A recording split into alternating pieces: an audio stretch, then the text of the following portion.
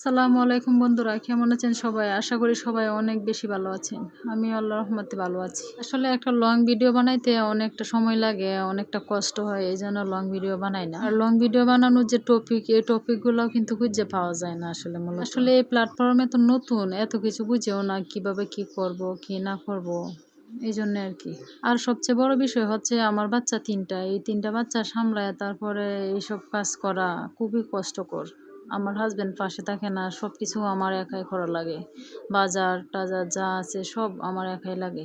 বুঝতেই পারেন একটা সংসারের মধ্যে কত কাজ থাকে। আমার ছোট বাচ্চাটার আসলে ৩ মাস হয় নাই। এই ছোট বাচ্চাটার জন্য আসলে রাত্রে ঠিকঠাক ঘুমাইতেও পারি না। এইজন্য আরো বেশি কষ্ট হয়। আর বাসায় বাচ্চা-টাচ্চা থাকলে তো বুঝতেই পারেন, এখন এই আবদার, একটু পরে আরেক আবদার।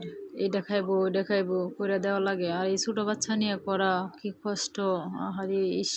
আসলে এই কষ্টটা যখন মনে হয় না, তখন নিজ থেকে এত কষ্ট লাগে যে কি কষ্টটাই না করতেছি। বাচ্চাদের জন্য প্রতিদিনই একটা না একটা নাস্তা লাগেই, প্রতিদিন কিছু না কিছু করে দেওয়াই লাগে। এই যে আজকে পিঠা বানাইতেছি, পিঠা কালকে অন্য আরেকটা, প্রতিদিন আছে একটা না একটা।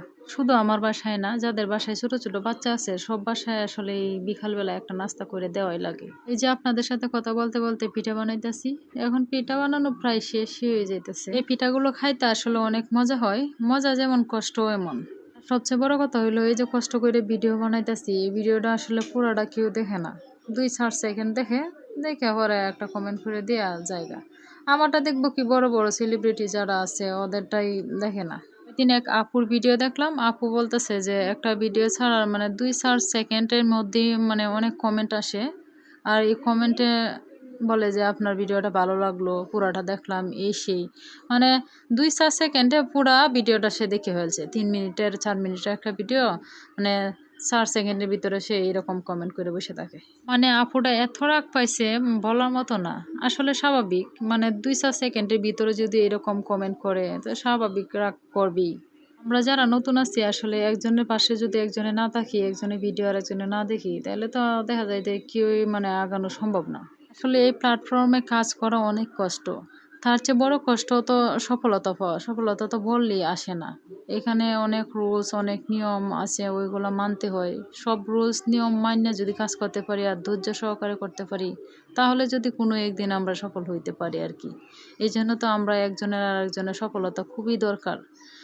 আমরা একটা ভিডিও দেখলাম না, না দেখে কমেন্ট করে দিলাম। এটা তো ঠিক না। আসেন আমরা সবাই এক হই, এক হয়ে একজনের পাশে আরেকজনে থাকি। তাহলে তো আমরা সবাই সফল হইতে পারবো। সবার মনের আশা পূর্ণ হবে। আসলে এখানে হিংসা, রেষারেষি, ঘেঁষাঘেঁষি এসব করে তো লাভ নাই। এখানে কাজ করতে হলে সবার সাথে মিলে মিশে কাজ করতে হবে আর কি। অনেক আশা, অনেক স্বপ্ন নিয়ে আসলে এই প্ল্যাটফর্মে কাজ করতেছি। যদি একদিন সফলতা পাই তো পাইলাম। আশা ছাড়বো না আর কি, আশা আছেই। একটা কথা আছে না, একবার না পারিলে দেখো শতবার। আসলে আমার বিষয়টা এরকমই হয়ে গেছে আর কি। একবার যদি না পারি, বারবার বারবার চেষ্টা করব। যতদিন সফল হতে পারবো না ততদিন পর্যন্ত এখানে লেগেই থাকবো আমি, ইনশাল্লাহ। আপনারা সবাই পাশে থাকবেন, আমার জন্য দোয়া করবেন যেন আমি এখানে রেগুলার কাজ করতে পারি, সফল হতে পারি। ভিডিওটা যদি ভালো লাগে লাইক কমেন্ট করবেন আর পাশে থাকবেন, আমার জন্য দোয়া করবেন। আসসালামু আলাইকুম। এখন আমি ভিডিওটা শেষ করলাম।